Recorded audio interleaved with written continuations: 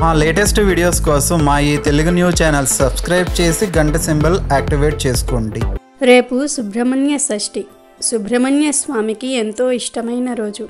శివుని రెండవ కుమారుడైన సుబ్రహ్మణ్యేశ్వర స్వామియే కుమారస్వామి, కార్తికేయుడు, స్కందుడు, షణ్ముఖుడు, మృగన్, గుహుడు అనే మొదలగు పేర్లతో పిలువబడుతూ ఉన్నాడు. మార్గశిర శుద్ధ షష్ఠిని సుబ్రహ్మణ్య షష్ఠి అని అంటారు. దీనినే చంపా షష్ఠి, ప్రవార షష్ఠి, సుబ్బారాయుడు షష్ఠి, తమిళులు దీనిని స్కంద షష్ఠి అని అంటారు. దేవేంద్రుడు మార్గశిర శుద్ధ షష్ఠి నాడు దేవసేనతో సుబ్రహ్మణ్యేశ్వర స్వామి వారికి అత్యంత వైభవంగా వివాహము జరిపించిన రోజునే శ్రీ సుబ్రహ్మణ్య షష్ఠిగా వ్యవహరిస్తారు. అయితే ఈ రోజున ఎవరైతే కష్టాలతో, సమస్యలతో, గ్రహాల చెడు ప్రభావంతో బాధపడుతూ ఉన్నారో వారు కుంకుమ నీళ్లతో ఇలా చేస్తే సమస్యలన్నీ కూడా పటాపంచలైపోతాయి. కుంకుమ నీళ్లతో ఇలా చేయటం వల్ల ధన సమస్యలు, ఆరోగ్య సమస్యలు అన్నీ దూరమైపోతాయి. మనలో చాలామంది డబ్బు చేతిలో నిలవటం లేదని, ఇంటిలో తరచుగా ఎవరికో ఒకరికి ఆరోగ్య సమస్యలు వస్తూ ఉన్నాయని బాధపడుతూ ఉంటారు. తరచూ పిల్లల ఆరోగ్యం పాడైపోతుంది అని ఏదో ఒక సమస్య వెంటాడుతూ ఉందని బాధపడిపోతూ ఉంటారు. అలాంటి వారు రేపు సుబ్రహ్మణ్య షష్ఠి రోజు రాత్రి 10 లోపు కుంకుమ నీళ్లతో ఇలా చేస్తే సమస్యలు, కష్టాలు అన్నీ దూరమైపోతాయి. మంచి జీవితం గడుపుతారు. మనం జీవితంలో పైకి రావడానికి గ్రహాల చెడు ప్రభావం, మన చుట్టూ ఉన్న వారి చెడు దృష్టి కారణమవ్వచ్చు. ఒక వ్యక్తి తన జీవితంలో ముందడుగు వేయలేకపోతున్నాడు అంటే తనకు గ్రహాలు అనుకూలంగా లేవని అనుకోవచ్చు. లేదా ఇతరుల ఏడుపుల వల్ల కూడా వచ్చిన సంపాదన వచ్చినట్లుగా ఖర్చవుతూ ఉంటుంది.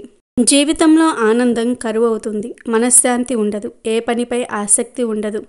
ఈ రోజుల్లో ఇలాంటి సమస్యలను మనం అందరం కూడా ఎదుర్కొంటూ ఉన్నాము. అయితే మీ జీవితంలో మీరు ఎంత పెద్ద సమస్యను ఎదుర్కొంటున్నా రేపు సుబ్రహ్మణ్య షష్ఠి రోజు రాత్రి 10 లోపు కుంకుమ నీళ్లతో ఈ చిన్న పరిహారం చేయండి.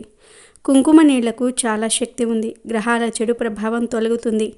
మీపై ఉన్న నెగిటివ్ ఎనర్జీని తొలగిస్తుంది. పూర్వకాలంలో ఎర్ర నీళ్లతో దిష్టి తీసేవారు. అలాగే కుంకుమ నీళ్లతో కొన్ని పరిహారాలు కూడా పరిహార శాస్త్రంలో చెప్పబడ్డాయి. కుంకుమ నీళ్లు చాలా శక్తివంతమైనవి. ఎలాంటి చెడు శక్తినైనా సరే లాగేసుకుంటూ ఉంటాయి. ఈ రోజులో చాలా వరకు మన చుట్టూ నెగిటివ్ ఎనర్జీ ఎక్కువగా ఉంటుంది. గతంలో మన పెద్దవారు కొన్ని నియమాలు పాటించేవారు. ఇంటి నుండి బయటకు వెళ్ళినా, బయట నుండి ఇంటికి వచ్చినా కొన్ని పద్ధతులను పాటించేవారు. క్రమక్రమంగా అవి తగ్గిపోతూ వస్తూ ఉన్నాయి. అందుకే మనమందరము ఆరోగ్య సమస్యలతో, ఆర్థిక సమస్యలతో బాధపడుతూ ఉన్నాము. మరి మీకు ఉన్న కష్టాలు, దరిద్రము అంతా దూరం అయిపోవాలి అంటే రేపు సుబ్రహ్మణ్య షష్ఠి రోజు రాత్రికి కుంకుమ నీళ్లతో ఏం చేయాలో తెలుసుకుందాము. అంతకన్నా ముందు మా వీడియో నచ్చితే లైక్ చేసి షేర్ చేయండి. అలాగే మా ఛానల్ని కూడా సబ్స్క్రైబ్ చేసుకుని మాకు సపోర్ట్ చేయండి. సుబ్రహ్మణ్య షష్ఠి రోజు సుబ్రహ్మణ్య స్వామి రెల్లుగడ్డి పొదల్లో నుండి 6 ముఖాలతో అవతరించారని పురాణాలలో చెప్పారు. కాబట్టి ఎవరైనా సరే సుబ్రహ్మణ్య షష్ఠి రోజు ఇంట్లో పూజ చేసుకోవాలంటే 6 ముఖాలతో ఉన్న సుబ్రహ్మణ్యేశ్వర స్వామి ఫోటోకు పూజ చేసుకోవాలి. లేదా నెమలి వాహనం మీద కూర్చున్న సుబ్రహ్మణ్యేశ్వర స్వామి చిత్రపటాన్ని ఏర్పాటు చేసుకోవాలి. ఆ చిత్రపటానికి గంధము బొట్లు, కుంకుమ బొట్లు పెట్టి సుబ్రహ్మణ్యేశ్వర స్వామి ఎర్రటి మందార పూలు మాలలాగా కట్టి స్వామివారి చిత్రపటానికి వేసి అలంకరించుకోవాలి. స్వామివారి దగ్గర ప్రమిదను ఉంచి 6 ఒత్తులు విడిగా వేసి దీపాన్ని వెలిగించుకోవాలి. ఈ 6 ఒత్తులు సుబ్రహ్మణ్య స్వామి 6 ముఖాలకు సంకేతము. ఆ తర్వాత ఎర్రటి పూలతో, ఎర్రటి అక్షింతలతో సుబ్రహ్మణ్య స్వామికి పూజ చేస్తూ 108 నామాలు చదువుకోవాలి. 108 నామాలు చదవలేని వారు ఓం శం శరణవ భవ అనే ఈ చిన్న మంత్రాన్ని 108 సార్లు చదువుతూ పూజ చేసుకోవాలి. పూజ పూర్తయిపోయిన తర్వాత పొంగలిని లేదా దానిమ్మ పండు గింజలను నైవేద్యంగా పెట్టాలి. ఇలా పూజ చేస్తే సకల శుభాలు కలుగుతాయి. ఇక వీడియోలోకి వస్తే కుంకుమను దేవతా ఆరాధనలో ఉపయోగిస్తూ ఉంటారు. ఆడవారు, మగవారు ప్రతిరోజు నుదుటిన కుంకుమను ధరించటం వల్ల మంచి జరుగుతుందని, ఇతరుల చెడు దృష్టి మనం పెట్టుకున్న కుంకుమ లాగేసుకుంటుందని పండితులు చెప్తూ ఉంటారు. ఇటీవల కాలంలో చాలా తక్కువ మంది కుంకుమను ధరిస్తూ ఉన్నారు. పూర్వం మన పెద్దలు ఇంటి నుండి బయటకు వెళ్ళినప్పుడు ఖచ్చితంగా కుంకుమను ధరించేవారు. కుంకుమను ధరించటం వల్ల విజయం సాధిస్తారని కూడా చెప్తూ ఉంటారు. కుంకుమను ధరించి బయటకు వెళ్ళటం వల్ల పనులు త్వరగా పూర్తయ్యే అవకాశం ఉంది. అయితే ఈ రోజుల్లో మనిషిలో స్వార్థం బాగా పెరిగిపోయింది. ఇతరులు ఏ పని చేసినా వారిపై ఏర్వటము, వారి జీవితాన్ని ఎలా నాశనం చేయాలా అని పన్నాగం చేస్తూ ఉంటారు. మీపై కూడా ఎవరైనా ఇలాంటి కుట్రలు పన్నినా, ఇతరుల చెడుచూపు వల్ల మీ పనులకు ఆటంకాలు కలుగుతున్నా రేపు సుబ్రహ్మణ్య షష్ఠి రోజు ఈ కుంకుమ నీటితో ఈ పనిని చేయండి. రాత్రి 10 లోపు ఇంటిలోని వారందరూ కూడా భోజనం చేసేయండి. ఆ తరువాత ఒక గ్లాస్ తీసుకొని అందులో కుంకుమ వేసి మంచినీటిని పోయండి. ఇప్పుడు అందులో ఒక లవంగం వేయండి చాలు. ఇప్పుడు ఆ నీటిని మీ ఇల్లంతా కూడా తిప్పండి. మీ ఇంటిలో ఎన్ని గదులు ఉంటే అన్ని గదులలో తిప్పి ఆ గ్లాసును వంటగదిలో ఒక మూలన పెట్టండి.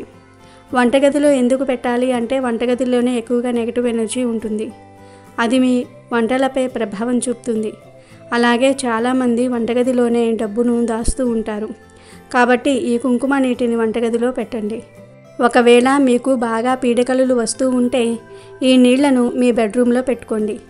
ఇలా సుబ్రహ్మణ్య షష్ఠి తిథి రోజు కుంకుమ నీటిలో లవంగం వేసి ఇంటిలో ఏదో ఒక గదిలో పెట్టుకోవటం వల్ల మీపై, మీ ఇంటిపై ఉన్న నెగిటివ్ ఎనర్జీని అవి లాగేసుకుంటూ ఉంటాయి. మీ ఇంటిలో తరచూ గొడవలు జరుగుతున్నా అవి తగ్గిపోతాయి. ఈ నీళ్లు మరియు లవంగం మీ ఇంటికి ఉన్న వాస్తు దోషాలను కూడా తరిమివేస్తుంది. మీ ఇంటికి ఉన్న వాస్తు దోషాలను, మీపై ఉన్న చెడు గ్రహాల ప్రభావాన్ని కూడా తగ్గిస్తుంది. రేపు సుబ్రహ్మణ్య షష్ఠి రోజు రాత్రి 10 గంటల్లోపు ఈ నీటిని ఏదో ఒక గదిలో పెట్టి నిద్రపోండి. మరుసటి రోజు ఉదయం నిద్రలేచిన వెంటనే ఆ నీటిని ఇంటి బయట ఉన్న సైడ్ డ్రైనేజీలో కానీ, ఇంటికి దూరంగా ఉన్న చెట్ల మొదట్లో కానీ పోసేయండి. మీరు ఇంట్లో పెంచుకునే మొక్కల మొదట్లో కాకుండా బయట పిచ్చి మొక్కలు ఉంటాయి కదా, తరువాత ఇంటికి వచ్చి ఆ గ్లాసును కడిగి మీరు కాళ్ళు చేతులు కడుక్కోండి. సుబ్రహ్మణ్య షష్ఠి రోజు ఇలా చేయటం వల్ల మీకు ఉన్న కష్టాలు పోతాయి, దరిద్రం పోతుంది, ఆరోగ్య సమస్యలు, కుటుంబ సమస్యలు అన్నీ కూడా తొలగిపోతాయి.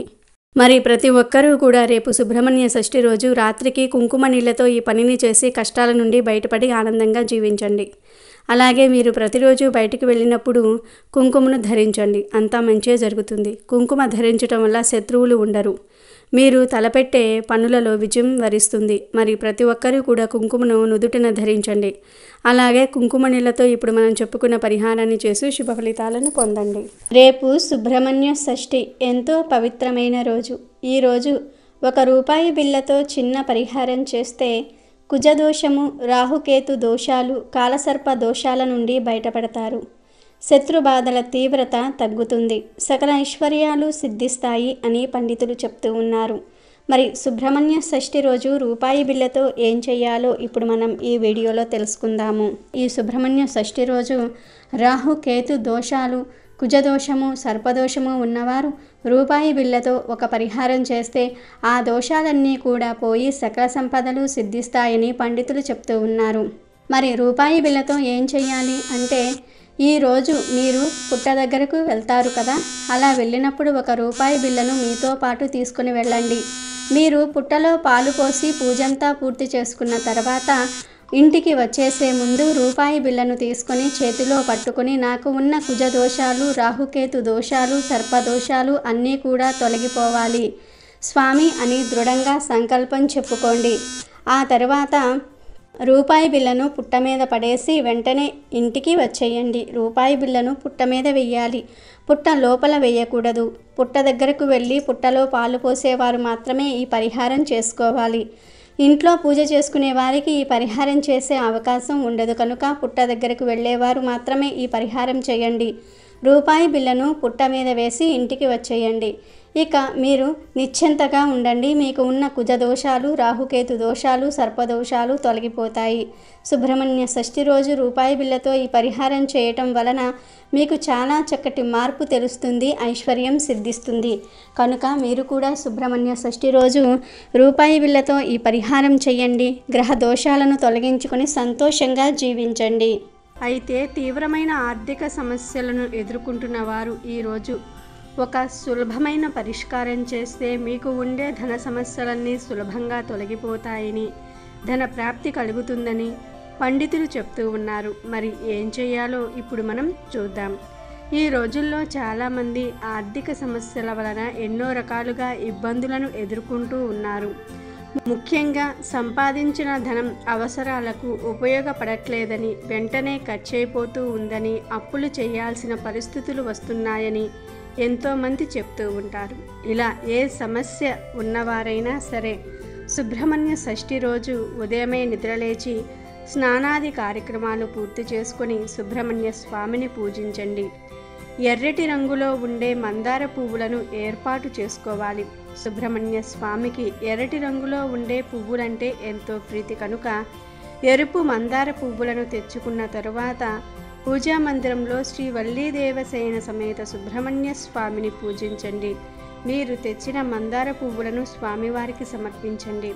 మందార పువ్వులు మీకు అందుబాటులో లేకపోతే ఎర్రటి గులాబీలను అయినా సరే ఈ పూజకు వినియోగించండి.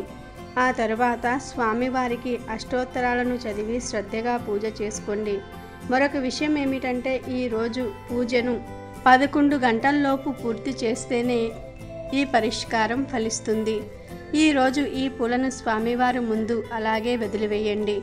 మరునాడు ఉదయం 11 గంటలకు ఈ మందార పువ్వులను తీసి ఎండలో పెట్టి ఎండబెట్టండి. ఆ రోజు సాయంత్రం ఈ పువ్వులను తీసి వీటికి కొద్దిగా పచ్చకర్పూరం, సింధూరం కలిపి బాగా మెత్తటి పొడిలాగా చేయండి. ఈ పొడిని ప్రతిరోజు మీరు మీ పనుల మీద బయటికి వెళ్ళేటప్పుడు బొట్టుగా పెట్టుకోండి.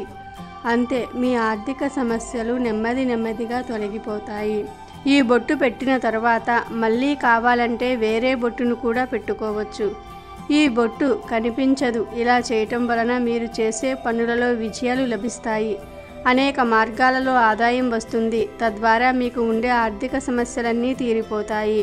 అప్పులు ఉన్నవారు ఇలా చేస్తే అప్పులు కూడా తీరిపోతాయి. అన్నీ శుభాలే జరుగుతాయి. 100 కోట్ల అప్పు ఉన్నా సరే అదృష్టం ఉంటే 100 కోట్లు మీ దగ్గరకు వస్తాయి. ఇక్కడ భక్తి శ్రద్ధలు ప్రధానం. ఎవరైతే నమ్మకం ఉంచి ఈ పరిష్కారం చేస్తారో వారికి ఈ పరిష్కారం ఫలిస్తుంది అనే భావనతో ఈ పరిష్కారం చేస్తారో వారికి ఖచ్చితమైన ఫలితం కనిపిస్తుంది. ఏదో చేశాంలే అనే భావనతో మాత్రం ఈ పరిష్కారం చేయవద్దు. నమ్మకంతో చేయండి, అన్నీ మంచి ఫలితాలే వస్తాయి. కనుక మీరు కూడా రేపు సుబ్రహ్మణ్య షష్ఠి రోజు స్వామివారి పూజలో ఉంచిన ఎర్రటి మందార పుష్పాలతో లేదా ఎర్రటి పూలతో ఈ విధంగా చేసి అదృష్టాన్ని, ఐశ్వర్యాన్ని పొందండి. కుమారస్వామి మాతృగర్భం నుండి పుట్టిన వాడు కాదు. కథాక్రమంలో పుత్రుడిగా పార్వతీ పరమేశ్వర్లు స్వీకరించారు. ఈ విషయం మహాభారతం అరణ్య పర్వంలో కనబడుతుంది. పూర్వము 3 లోకాలను భయభ్రాంతులచే పీడిస్తున్న తారకాసురుడనే రాక్షసుని బారి నుంచి రక్షణ పొందుటకై దేవతలు బ్రహ్మదేవుని శరణు వేడారు. అప్పుడు బ్రహ్మవారికి ఒక సూచన చేశాడు. ఆ తారకాసురుడు అమిత తపోబల సంపన్నుడు, బలశాలి కావున చంపటం మనంతరం కాదు. కానీ ఈశ్వర తేజాంశ సంభవుని వలనే వీడికి మరణము ఉంటుంది అని చెప్పాడు. కావున మీరు శివుడికి హిమవంతుని పుత్రిక అయిన పార్వతీదేవితో వివాహం జరిపించండి.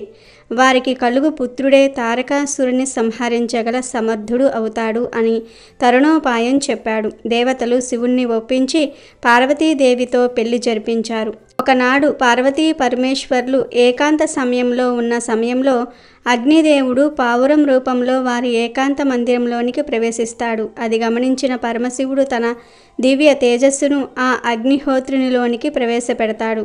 అగ్ని దానిని భరించలేక ఆ దివ్య తేజమును గంగా నదిలో విడిచిపెడతాడు. ఆ తేజము ఆ సమయమందు ఆ నదిలో స్నానమాడుచున్న షట్కృతుకుల దేవతల గర్భాన ప్రవేశిస్తుంది. ఆ రుద్రతేజమును వారు భరించలేక పొదలలో విసర్జిస్తారు. 6 ముఖాల తేజస్సుతో ఒక దివ్యమైన బాలుడిగా ఉద్భవిస్తాడు. ఈ విషయం తెలుసుకున్న పార్వతీ పరమేశ్వర్లు రుద్రాంశ సంభూతునిగా ఆ షణ్ముఖుని అక్కున చేర్చుకుని కైలాసం తీసుకుని వెళ్తారు. ఆ బాలుడు గంగా గర్భంలో తేజో రూపంలో ఉన్నందుకు గంగేయుడని షట్కృతులు వానిని పెంచి పెద్ద చేసిన కారణం వల్ల మరియు 6 ముఖాలు కలవాడు గనుక అతన్ని షణ్ముఖుడని, కార్తికేయుడని, అతడు గౌరీ శంకరుల పుత్రుడు అగుటచే కుమారస్వామి అని, సుబ్రహ్మణ్యేశ్వర స్వామి అని పేర్లతో పిలువబడ్డాడు. కారణజన్ముడైన ఈ బాలుణ్ణి పార్వతీ పరమేశ్వర్లు దేవతల కోరిక మేరకు కుమారస్వామిగా చేసి దేవతల సర్ప సైన్యాధ్యక్షునిగా నియమించారు.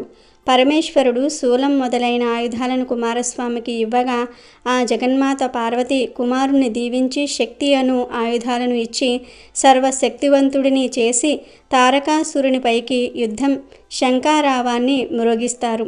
అంతటా ఆ స్వామి నెమలి వాహనుడై 6 ముఖాలు 12 చేతులతో ఉగ్రరూపం దాల్చి 6 చేతులతో ధనుస్సులను మరో 6 చేతులతో బాణాలు ధరించి రాక్షస సేనను ఒకేసారి సంహరించాలని తలచి సర్పరూపం దాల్చి రాక్షసులను ఉక్కిరి బిక్కిరి చేసి భీకర యుద్ధంలో తారకాసురుణ్ణి సంహరించి విజయుడైనాడు.